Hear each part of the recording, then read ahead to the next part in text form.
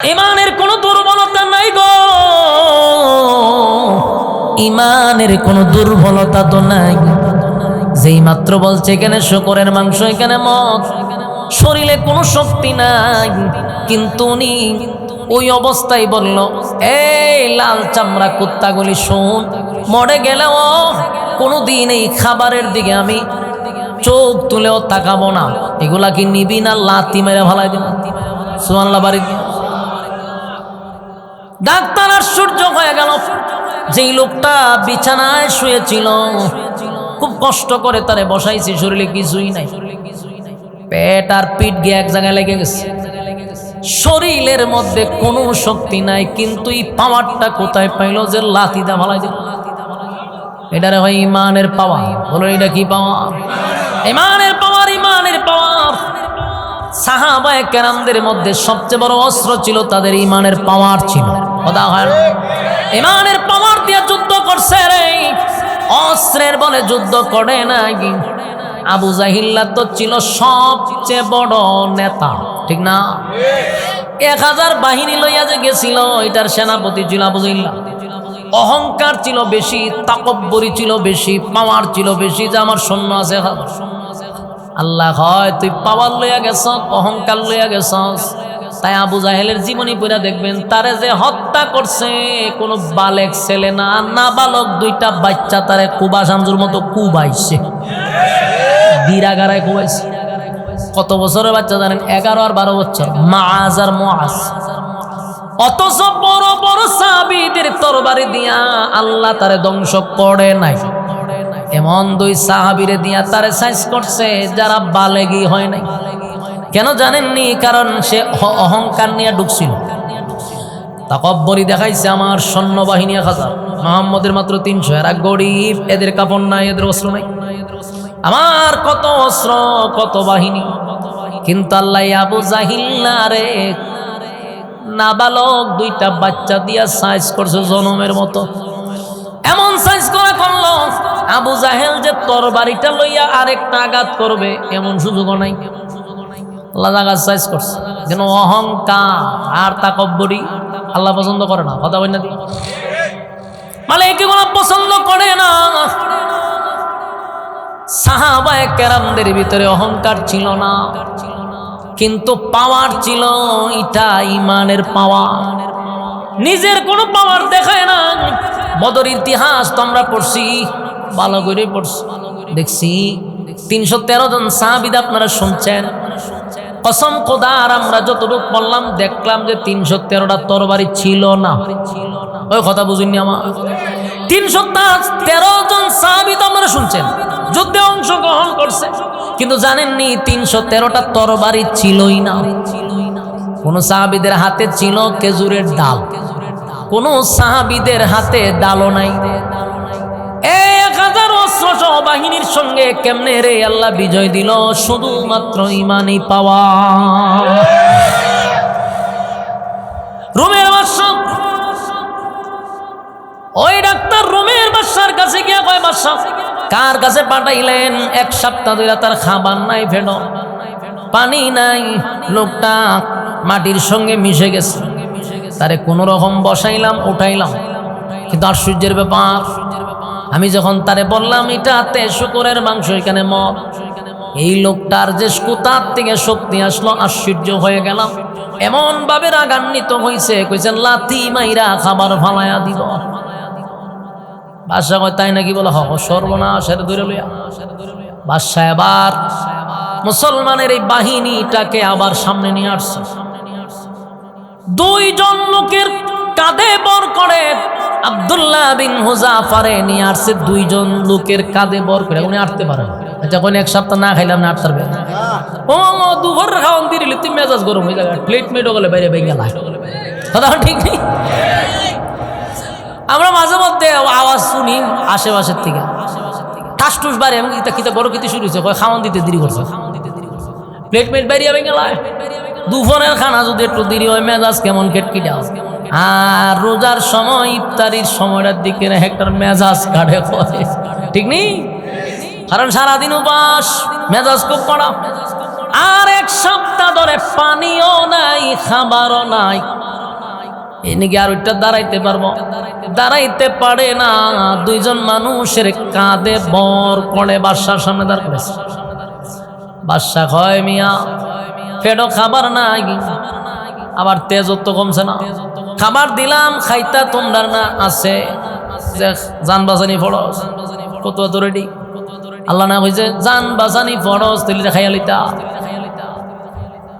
আমার যুবক ভাইয়েরা, তাহলে একটু খেয়াল করে দেখেন, পেটে খাবার নাই, শরীরটা বড় দুর্বল, কিন্তু ইমানের পাওয়ারটা কি কমল? কথা কইনা দি, ইমানের পাওয়ার কমে নাই।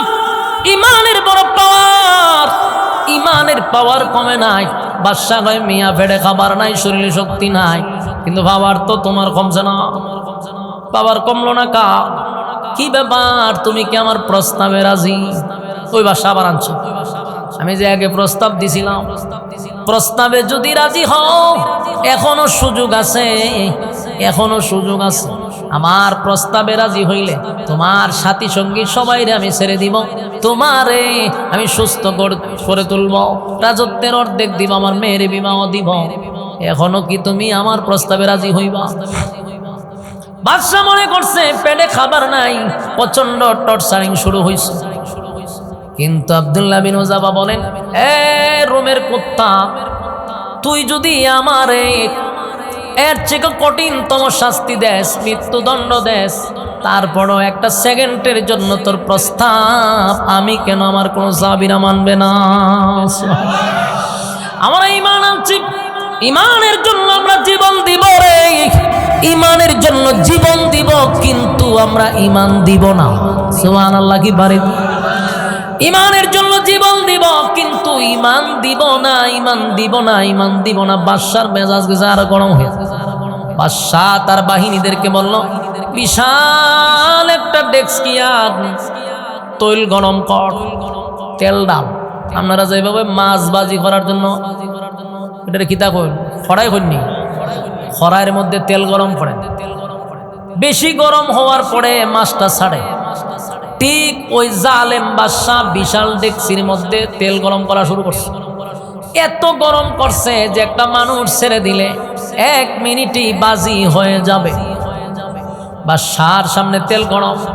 বাদশাহ বলে, আব্দুল্লাহ, এখনো তোমারে আমি সুযোগ দিলাম রে, চিন্তা করো, তোমার এতগুলা সাথী সবগুলার আমি মেরে ফেলবো, সবগুলার আমি হত্যা করব তেলে ফালাইয়া। এখনো কি তুমি আমার প্রস্তাবে রাজি? ওই আব্দুল্লাহ তুতু নিক্ষেপ করছে, তোর এমন প্রস্তাব আমি তুতু মারি। কিতা বুঝলেন? ঈমানের পাওয়ার। ঈমানের পাওয়ার মূল কথা হলো, তারা তো দুনিয়া দুনিয়া ক্ষণস্থায়ী চায় না, এরা চায় যেইটা আর শুরু আছে শেষ নাই, সেই পরকালের রাজত্ব চাই। আল্লাহ বলেন, আমিনু কামা আমানান নাস, ওই মানুষদের মতো ঈমান আনো, তারা সাহাবায়ে কেরাম ঈমান আনছে, ঈমানের পরীক্ষা দিছে। এবার বাদশার আরো রাগ উঠে গেল। তার সাথী সঙ্গীদের মধ্যে কয়েকজন সাহাবীকে, 2 জন সাহাবীকে জোর করে হাতে আর পায়ে বেঁধে ওই বিশাল ডেকচির মধ্যে গরম তেলের মধ্যে ছাইরা দিছে। যুবক ভাইরা রে, ঈমানের পরীক্ষা কারে কয়? গরম তেলের মধ্যে যখন একটা জীবন্ত মানুষকে ছেড়ে দেয়, বলুন তার অবস্থাটা কেমন হবে? আমরার ঈমান থাকবো নি? মালিক তুমি বালা কইরা জানো। আমাদের যে ঈমান দুর্বল, আমাদের ঈমান যে কত দুর্বল রে, এমন পরিস্থিতি যেন মালিক আমাদের সামনে না দেয়। আল্লাহ এমন পরিস্থিতি যদি সামনে আসে, উপায় নাই, আমাদের ঈমান তো বড় দুর্বল, আমরা ঈমান হারা হয়ে যাব। যুবক ভাইরা, আব্দুল্লাহ তাকায়া দেখে রে, তার সাথী গুলারে দইরা দইরা তেলের মধ্যে ছাড়তেছে। জীবন্ত মানুষগুলাকে তেলের মধ্যে ছেড়ে বাজি বানায়া দিল। এমন দৃশ্য দেখা আব্দুল্লাহ তাকায় আছে। 2 জনরে ফালানোর পরে এবার বাদশা হয়, আব্দুল্লাহ রে, দেখছ নি আমার শাস্তি কত ভয়ঙ্কর? আমার জুলুম কত ভয়ঙ্কর, কি করবি সিদ্ধান্ত কি নিলি? আব্দুল্লাহ মুস্কি হাসি দিয়া কয়, হে বাদশা তোর মনে কি? এই দেখে আমি ছেড়ে দিব? আমি ঈমান আনছি আমার মালিকের উপরে, তার মতো কুকুরের কথা শুই না, আমার এত দামি ঈমান বিক্রি করব না। বাদশার রাগ উঠছে তো বেশি, বাদশা তো সিটে গেছে, না তুলে হেরে ধর। এতক্ষণ তার সাথীদের গা করে বলাইছে, এখন কয় হেরে ধর। আমার সামনে দাঁড়াইয়া বারবার আমারে টেট দেয়, আমারে হুমকি দেয়, তারে ধর। আব্দুল্লাহ রে হাতে বাঁধছে, পায়ে বাঁধছে, বাইন্দা তেলের সামনে লইয়া গেছে, তেলের সামনে তেল টকবক করতেছে। বাদশা বলে, এই লোকটাকে তোমরা তেলে ছেড়ে দাও, তার ঈমান কত বড় আমি দেখে ছাড়ব। যখন তারা তেলের সামনে নিছে রে, আব্দুল্লাহর চোখ দিয়া পানি পড়ে, চোখ দিয়া পানি পড়ে। বাদশা তাকায়া দেখে আব্দুল্লাহর চোখ দিয়া পানি পড়ে। বাদশা কয়, সাবধান, তোমরা তারে তেলে ছাইরো না, আমার কথা আছে। বাদশা দৌড়ায় গিয়া কয়, আব্দুল্লাহ এখন কেন কান্দস? আমি না তোরে অফার দিছিলাম, আমার অফার তুই মানলি না, কাপুরুষের মতো মৃত্যুর ভয়ে কেন কান্দস? বাদশা আব্দুল্লাহরে কয়, মৃত্যুর ভয়ে কান্নার কি দরকার? এখনো সময় আছে, আমার প্রস্তাবে রাজি হয়ে যাও। আব্দুল্লাহ বাদশার দিকে তাকায় কয়, জালেম, এই রুমের কুত্তা, তুই কি মনে করছ তোর তেলের ভয় আমি কান্দি? তুই কি মনে করছ মরণের ভয় আমি কান্দি? না রে, আমি মরণের ভয়ে কান্দি না। মুসলমান ইমানদার মরণের জন্য ইমানদাররা প্রস্তুত থাকে, মৃত্যুর ভয় ইমানদাররা করে না। আমরা সব সময় প্রস্তুত থাকি, কোন সময় মালাকুল মউত আমাদের সামনে চলে আসে। তাই মৃত্যুর ভয় ইমানদাররা করে না। তুই কি মনে করছ আমি মৃত্যুর ভয়ে কান্দি? না না, আমি মৃত্যুর ভয়ে কান্দি না। আমি কান্দি আমার বয়সটা কম, আমার এই অল্প বয়স আমার মালিকের জন্য আমি কি করলাম? আমি আমার মালিকের জন্য কি করলাম? ইসলামের জন্য আমি কি করলাম? দিনের জন্য আমি কি করতে পারলাম?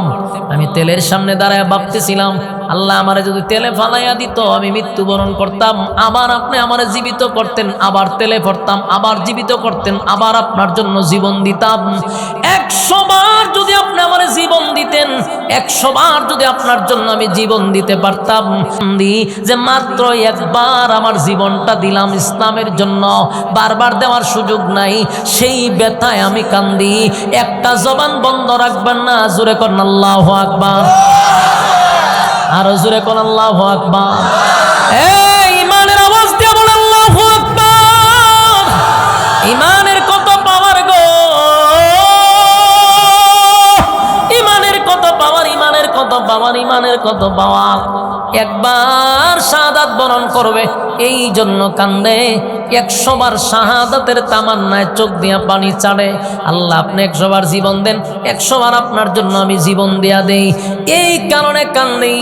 বাদশা চিন্তা করলো, সর্বনাশ, আমি যদি তার এখন তেলে ফালাইয়া হত্যা করি, সে জিতে যাবে, আমি বাদশাই তো হেরে যাব। বাদশা হয় তারে আর তেলে ভালো লাগবো না, নিয়ে আয় আমার কাছে। বাদশা আমার ডাক দেয়া হয়, আব্দুল্লাহ রে, ইমানের এত পাওয়া, 100 বার মৃত্যু চায়, তাহলে আমি যদি এখন তারে তেলে ফালাই, সে জিতে যাবে, আমি বাদশাহ হেরে যাব। বাদশা আর তেরাজি না, তারে তেলে ফালানো যাবে না। এখন ছাড়বো কেমনে, খালাস করবো কেমনে, জামিন দিব কেমনে? একটা কথা তো হয়ে জামিন দিতে। বাদশা কোনো জিনিস তো গায়ে পায় না, কারণ যেটাই কয় সেটাই সে মেনে নেয়। মরতে চায়, মরতেও রাজি, আমি অন করবো কি? বাদশা শেষ পর্যন্ত হয়, তোমারে ছেড়ে দিতে পারি একটা শর্তে। বলে কি? বলে তুমি আমার কপালে যদি একটা চুমা দাও, আমি এর বিনিময়ে তোমারে তোমার সাথী সঙ্গীদেরকে আমি ছেড়ে দিব। সুবহানাল্লাহ। আব্দুল্লাহ বিন উযাবা বলেন, চিন্তা করে দেখলেন আমার একটা চুমা, যদিও সে কাফের, কিন্তু একটা চুমার বিনিময়ে যদি আমার নবীর এতগুলা সাহাবীর জীবন বেঁচে যায়, এই দিকটা শুধু খেয়াল করে বেঈমানের কপালে চুমা দিয়া অসংখ্য সাহাবীদেরকে জাবিন করছে। সুবহান। আমার যুবক ভাইয়েরা, আমিনু কামা আমানান নাস। এই জন্যই তো আমার আল্লাহ বলেন ঈমান আনো রে ওই মানুষদের মতো। ওই মানুষ কারা গো? ওই মানুষ তো সাহাবায়ে কেরাম, যারা ঈমানের জন্য পরীক্ষা দিছে, যারা ঈমানের জন্য উত্তীর্ণ হয়েছে। এক আশুগঞ্জের ভাইয়েরা, দিলের কান লাগায়া কথাগুলি শুনেন, খালি ছটপট ছটপট ছটপট করতেছেন বাড়ি যেতেন। কত রাত ঘুমান, একটু সময় না হয় এখানে বসে কথা শুনলেন। শয়তান তো প্রতিদিন আপনারে গুতাইতে গুতাইতে আপনারে এই মজলিস থেকে বাইর করে। আজকে না হয় একটা দিন দিনের কথা শোনার জন্য ধৈর্য নিয়ে একটু সময় বসা যাইব। হুজুর আসার আগ পর্যন্ত, আমাদের মহাসচিব আসার আগ পর্যন্ত আমার তো চালাইতে হইব, ঠিক নেই? হুজুর আসলেই আমি ছেড়ে দিব। আমার ইঙ্গিত দিয়ে বলে হুজুর আয়া পড়ছে। যুবক ভাইরা, আল্লাহ কিন্তু বলেন আমিনু কামা আমানান নাস, বলুন ঈমান আনো ওই মানুষদের মতো। তাহলে এতক্ষণ শুনলাম ওই মানুষ বলতে কারা? বইলা লাইছে কই ওয়াজ করতা, সারা রাত ওয়াজ করলাম। জুলেহারে নিয়া সোহালেরা ওই জিগা হুজুর জুলেহা বেটা না বেডি, তো লক্ষণ তুই রমরে ভাই। হ্যাঁ বলুন আমিনু কামা আমানান নাস, এর ব্যাখ্যা আল্লাহ কারে বুঝাইছে? সাহাবায়ে কেরামদেরকে বুঝাইছে। শুধু তাই না, বলছে যারা ঈমানের পরীক্ষায় উত্তীর্ণ হয়েছে তারা। বেশিরভাগ ঈমানের পাশ করছে কারা? সাহাবায়ে কেরাম। আবার আমিনু কামা আমানান নাসের ব্যাখ্যা আব্দুল্লাহ বিন তামের হতে পারে। এই আব্দুল্লাহ বিন তামের কে জানো? নবী দুনিয়াতে আসার 50 অথবা 80 বছর আগে একজন যুবক ঈমানের জন্য পরীক্ষা দিছে।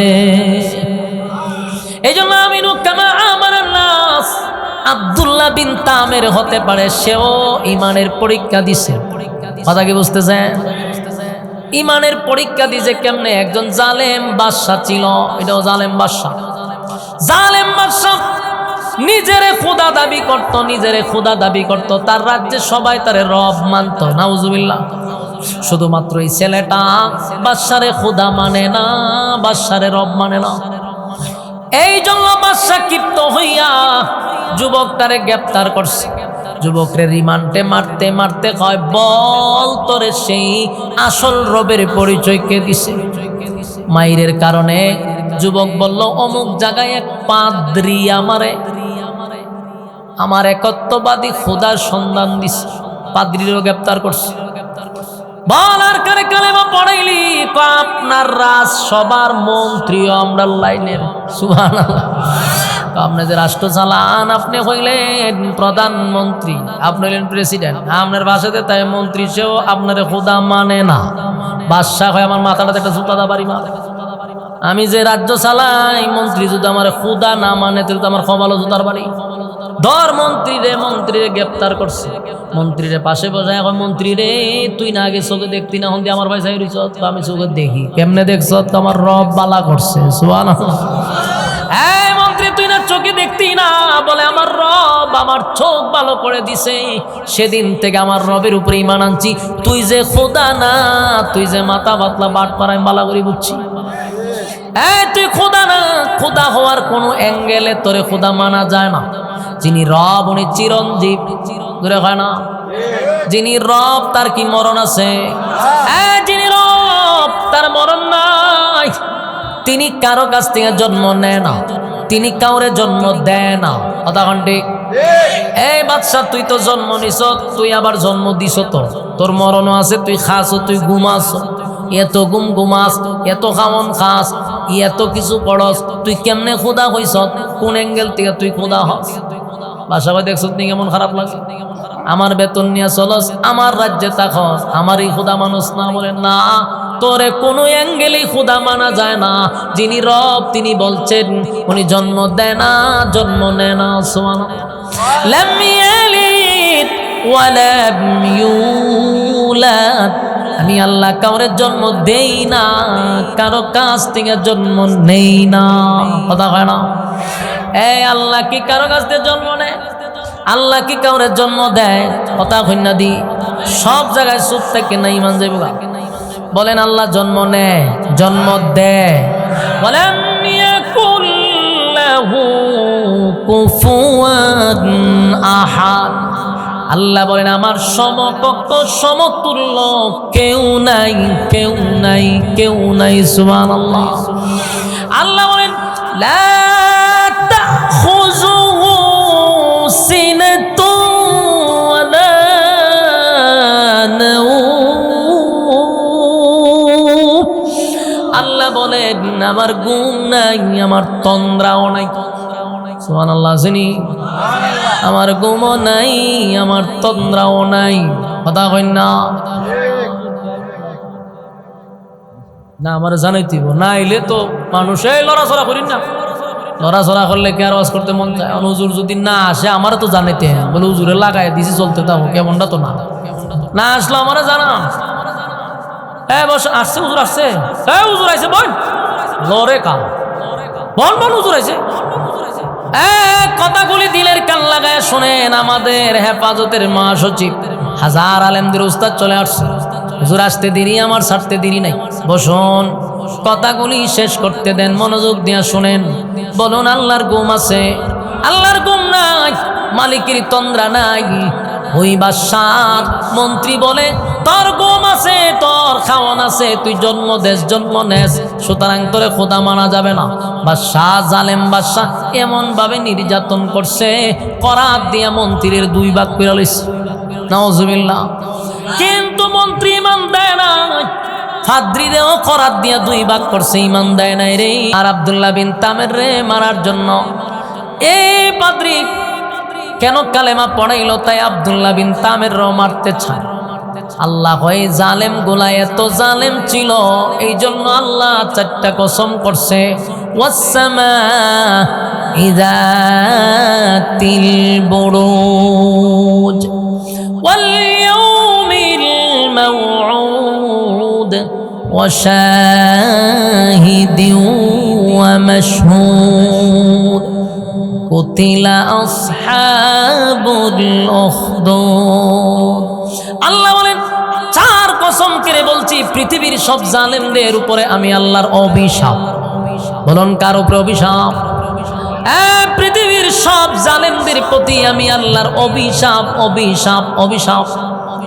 যারা জালেম তাদের উপরে মালিকের অভিশাপ। ওই জালেম শাসকের উপরে আল্লাহর অভিশাপ। আব্দুল্লাহ বিন তামের রে হত্যা করার জন্য বাদশাহ বহু রকম চেষ্টা করলো, পাহাড়ের উঁচু টিলায় দাঁড় করাইলো, সেখান থেকে ধাক্কা মারার জন্য। কিন্তু যেই বাহিনীদেরকে পাঠাইছে পাহাড়ে, আল্লাহ পাহাড়ের মধ্যে কম্পন সৃষ্টি করে সব বাহিনীকে ধ্বংস করছে। যুবকরে আল্লাহ অক্ষত রাখছে। বাদশার বাহিনী গেছে যুবকরে মারত। বলুন যুবক কি মরছে না বাহিনী মরছে? সব বাহিনীকে আল্লাহ আযাব দিয়া ধ্বংস করে দিল, কিন্তু যুবকরে আল্লাহ হেফাজত করল রে। কিছুক্ষণ পরে বাদশা চিন্তা করলো পাহাড়েও মারতে পারলাম না, এই যুবকরে নদীর মাঝখানে সাগরের মাঝখানে বস্তায় ভরে মাঝখানে ফালাই দিলে মাছে খাইলে। বাহিনী দিয়া সাগরের মাঝখানে যুবকরে নিয়ে গেছে মারার জন্য।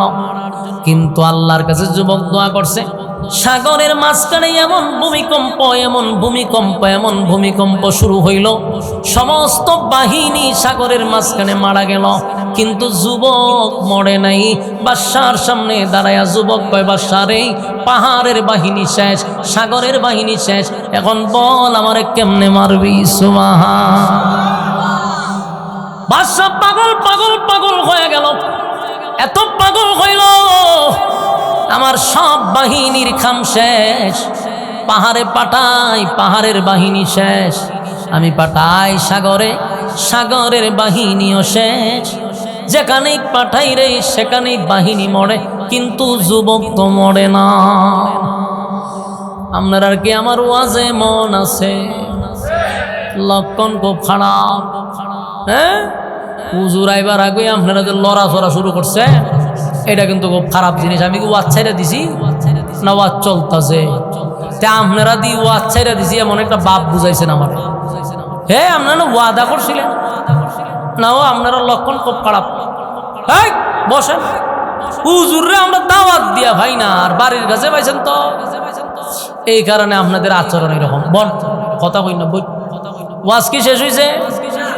চলতো নি, লক্ষণ দি হয় না। এক কথা বলি, মনোযোগ দিয়ে শুনেন। আপনাদের কি মনে হয় এতক্ষণ গিচ্ছা চলছে? কসম খোদার একটা কথাও আমি মন থেকে বলি নাই, মন গড়া বলি নাই। প্রতিটা কথা কোরআন থেকে আপনাদেরকে বোঝাচ্ছি, আর বড় মনোযোগ নাই। এটা আগে হইলেন না কেন?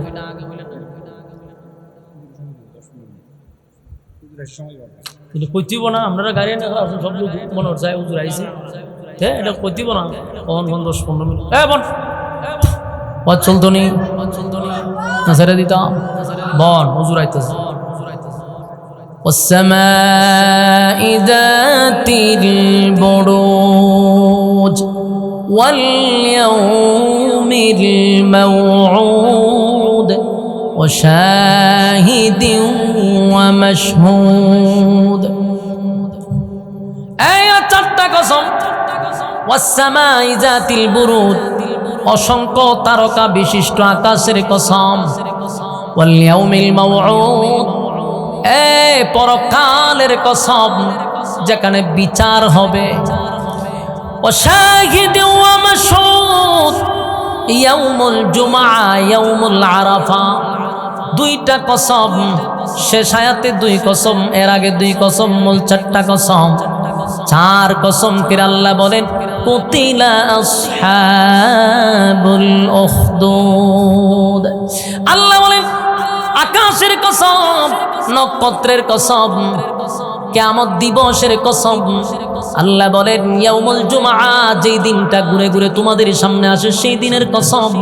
ওয়া শাহিদিন ওয়া মাশহুদ, এবং আল্লাহ বলেন যে আরাফার দিনের কসম। চার কসম করে বলেন কুতিলা আসহাবুল উখদুদ।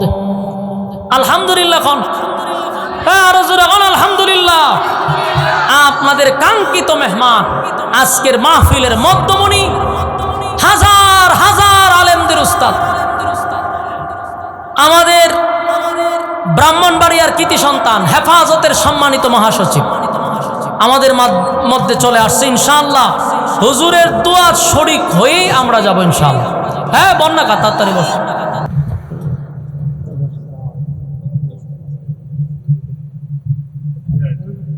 হুজুর ইনশাআল্লাহ মোনাজাত দিবে। কথা তো প্রায় শেষ, হুজুর আসলেই তো কথা শেষ, এটা তো বলা হয়েছে। হুজুরের সামনে বইয়া আর ক্যাসেট চলবো?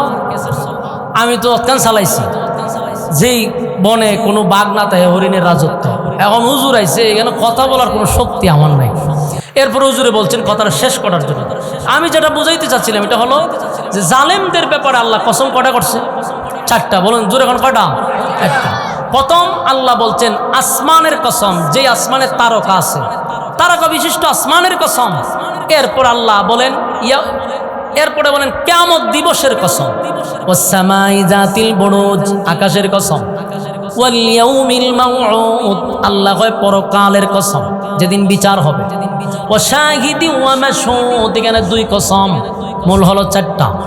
চার কসম করে আল্লাহ বলেন কুতিলা আসহাবুল উখদুদ। রব্বে কারীম বলেন চার কসম করে বললাম যারা জালেম তাদের উপরে আমি আল্লাহর অভিশাপ। গর্ত যারা খনন করে তাদের উপরে আমি আল্লাহর অভিশাপ। বলুন অভিশাপ কারে দিছে? যারা জালেম, যারা জুলুম করে তাদের উপরে আল্লাহর অভিশাপ। চারটা কসম করে বলছে গর্ত খননকারীর উপরে আমি আল্লাহর অভিশাপ। তাহলে এই সূরা নির্যাতিত সাহাবীদেরকে সান্ত্বনা দিল।